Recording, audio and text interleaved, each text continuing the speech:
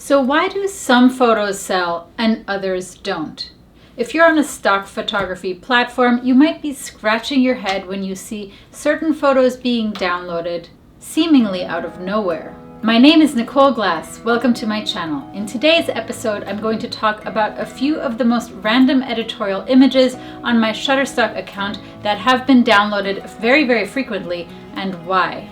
Now, a lot of people have been asking me in the comments, why do you talk so much about Shutterstock instead of other stock photography platforms? So I just wanted to address that real quick. I'm on a couple of different platforms, but I've just seen the most success on Shutterstock, and I also have the largest portfolio on Shutterstock, which is why naturally I gravitate towards that platform in particular. But certainly everything I'm saying in this particular video for today can apply to different stock photography platforms as well. And be sure to stick around to the end of the video because I'm going to talk to you a little bit about how you can anticipate which photos are going to do really well for you and get downloaded in large quantities.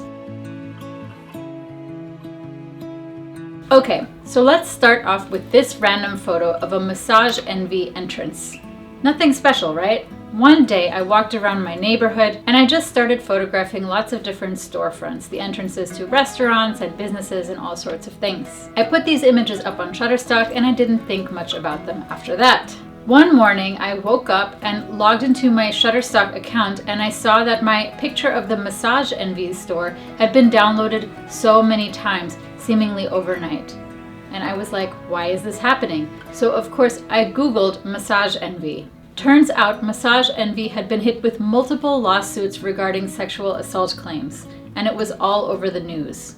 And the only photos of Massage Envy on Shutterstock were my photos. At the time, there were literally no other photos of that place other than mine.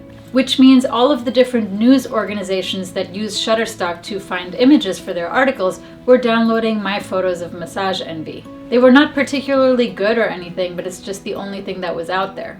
And they were then using these photos to accompany the articles about the scandal. I've noticed a trend with this. When I upload lots of different photos of stores and businesses that are a little bit more on the local side and not too saturated on Shutterstock, there's a good chance that those photos are going to be downloaded a lot. Especially if something happens with that store or business that makes the news or makes any sort of headline in general. But when I upload photos of more well-known places, for example, like Starbucks or Chipotle or Walmart or anything like that, those photos are already overly saturated on Shutterstock, and my photos are just going to disappear into the abyss and never be found or downloaded again.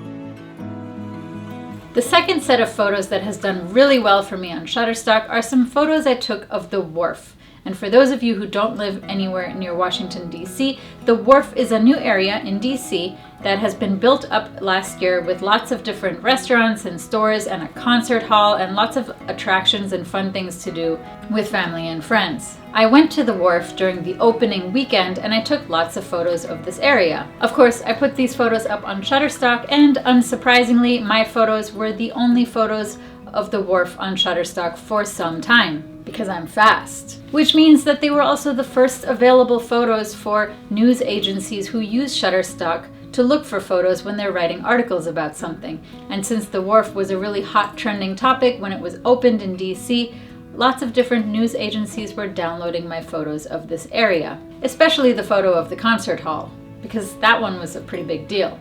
The city worked on building this area up for years, so it was highly anticipated. So the takeaway from this is that if there are some big changes happening in the city or town that you live in, document those changes, because chances are you might be the only one documenting those changes, or you might be the first one to put photos of those changes up on Shutterstock or a different stock photography platform.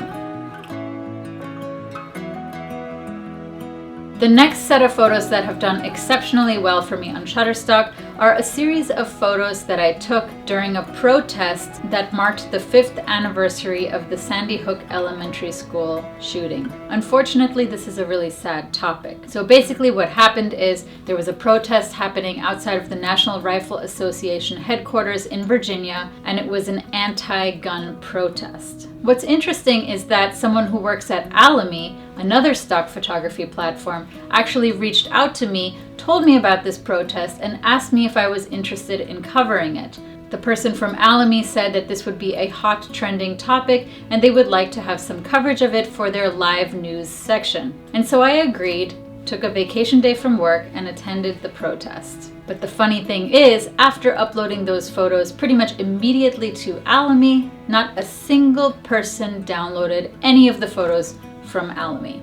But I also uploaded these photos to Shutterstock because I still owned the photo rights, and they did really exceptionally well on Shutterstock. Not right away, but over the course of the next couple of months. Every time there was a shooting, my photos would be downloaded, especially the photo of the NRA headquarters, because my photo was also one of the only photos of the NRA headquarters on Shutterstock at the time. And every time the anniversary of this shooting comes around, those photos are downloaded again. Again, kind of a sad topic, but I'm just kind of like pointing out that newsworthy photos do have a lot of use to the news media and can be used over and over again, depending on the content of the photos. And if you're the only one covering an event, that makes them even more valuable. Okay, so look at this photo. It looks like garbage, right? Well, it is. I took a couple of photos of overflowing trash cans last year in Washington, D.C. on the National Mall, because doesn't everyone take photos of overflowing trash cans? But frankly, I was just kind of amazed at how much trash was piling up on the National Mall that day, and that's why I just snapped a few photos. I later put those photos up on Shutterstock, and they were downloaded a couple of times throughout the last year, but the spike started to happen in December. As most of you probably know, the US government was shut down for a couple of weeks starting in December. And what happens during a government shutdown? Well, there's no funding for lots of different things. National parks didn't have any funding, and that means that trash was starting to really collect in national parks. The National Mall had a problem where a lot of its trash cans were just starting to overflow. There was no funding to hire anyone to clean up the trash, so the National Mall and other national parks around the US were seeing a lot of overflowing trash cans. This, of course, made the news. A lot of different websites were reporting about the overflowing trash cans all over the United States. And what happened? These websites found my photos on Shutterstock of the overflowing trash cans, they downloaded them, and they used them to accompany their stories. So in the end, were my photos garbage? Well, it depends how you look at it. So as you can see from the photos that I just talked about, all of them have one thing in common, which is that they were newsworthy at some point in time, not necessarily at the time that I took them. It can be tough to anticipate what might be newsworthy on Shutterstock. You never really know, but what you can focus on is taking photos of places and events that have not been covered a whole lot on Shutterstock, or places and events where you might be the only photographer. Take a look at one of these comments left underneath one of my Shutterstock videos by a YouTuber based in Washington, D.C., a YouTuber who is also a Shutterstock client. He often buys photos on Shutterstock, but he has noticed that there are a lot of photos that are missing. Photos that he would like to buy if they were available. He writes, "Some topics are way oversaturated. There are tons of photos of the Capitol building, but I probably only need one or two. On the other hand, there are almost no photos of DC restaurants, which I needed and had to go out and get myself." So while you might have the most beautiful photos in the world, they might not be the type of photos that somebody needs or is looking for, and they might be of something that is already overly saturated on Shutterstock. So go out there and try to photograph something a little bit different or something that has not been covered yet. And if you're confused about how to upload editorial photos and what's the difference between editorial and commercial photos, be sure to check out my other video on that. That basically talks about how you can upload photos without a model or property release, because I know there's going to be some questions about that. So here's my question of the day for you. What is your strangest, most random image that has been downloaded on Shutterstock of all time? Let me know in the comments below. I'm really curious to see what some of the weirdest photos are that you have that have been downloaded. Anyway, subscribe if you haven't already, give this video a thumbs up, and I'll see you in the next video. Thanks for watching.